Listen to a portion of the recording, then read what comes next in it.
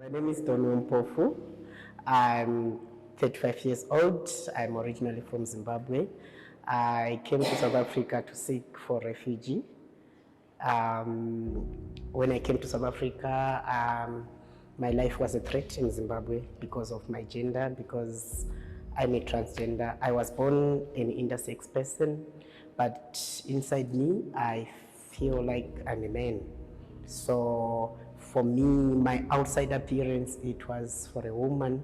So for them to see somebody who is now behaving like a man and your outside appearance, it's for a man, it was not good. It's a taboo to them. So I end up running to South Africa for my safety. Living in South Africa, it's been difficult in some areas, but I feel free. But the only challenge that I have is when somebody looks at my ID, then I had to explain myself, who is this person? Because at a certain time I was once arrested. Thank God, because my child knows everything. They have to explain to the traffic officer that that one is my daddy. She was once a woman, now is a man. When I first came to South Africa, I went to Marabastad to apply for my asylum. It was approved, but later on, when I went for my renewal, they just said we must go to this other room.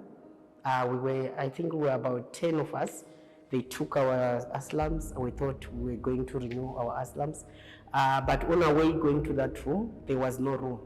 We found a van waiting for us there, a police van. So we went inside the police van. Then from there, they said, we are no longer renewing your papers because you guys, you're coming from Zimbabwe. But the time that I tried to explain my story to them, that my story is not different, it's not the same as others. Because for me, my life is in danger in Zimbabwe, and I can't go back to Zimbabwe because you know how Zimbabwe is. Zimbabwe is homophobic.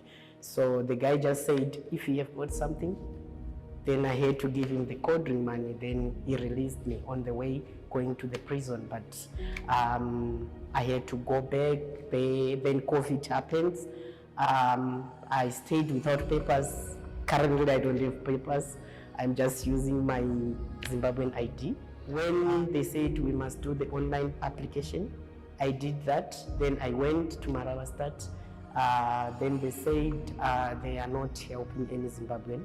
So the time that I was trying to explain to them that for me, I cannot go to Zimbabwe because their issue was like, you Zimbabweans, you come and apply for an asylum, yet you have your own passport. So you just want to use this asylum to work here, then you go back to your country whenever you want. And I even explained to the guy that, okay, you know what, I'm a transgender man. Then the guy was like, there's nothing like that in this world. Are you telling me that you were once a woman, then now you are a man? Where is this, the beards, where are they coming from? And you no longer have breasts and all sort of things.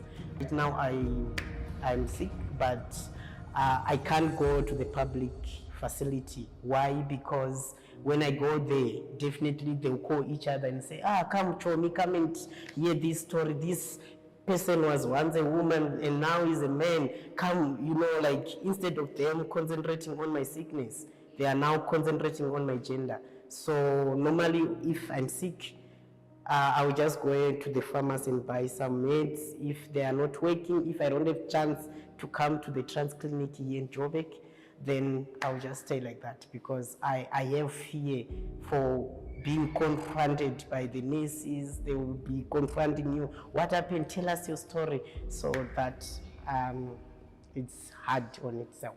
I've got 2 kids, my biological kids that I carried. Truly speaking, it's a hassle for me to get a space. I end up applying for the private institute because they don't question you that much. They are just after money. So you go there with your child, as long as you are paying your school fees, then it's okay. But last year when I was involved in a car accident, I had to take my kids out from the private institute so that I can take them to the public schools. So the time that I went to the public schools, they asked for their birth certificates, but I don't have their birth certificates. I only have got the clinic cards. So for me to go and explain that I'm the mother and I'm the father at the same time, it's something that is hectic. So with the help of my wife, she'll just go and pretend as if she's the one who gave birth to them. And the time they were questioning about the birth certificate and everything, I just told them that there's nothing I could do. I end up crying in front of the principal. Then I told them that, okay, now what must happen to my kids? Because it seems like now my kids are suffering because of something that happens to me, and yet they don't know anything about that. And I believe every child has got the right to education. The moment that the Home Affairs recognize us as transgender people, it's now easy for the questioning. It won't be that much, because if my asylum is confirming me, it's now easy for me to go and produce it to the official and say, this is my document. And if they look at it and look at me, we look the same. I am Donwell. I'm breaking borders and binaries.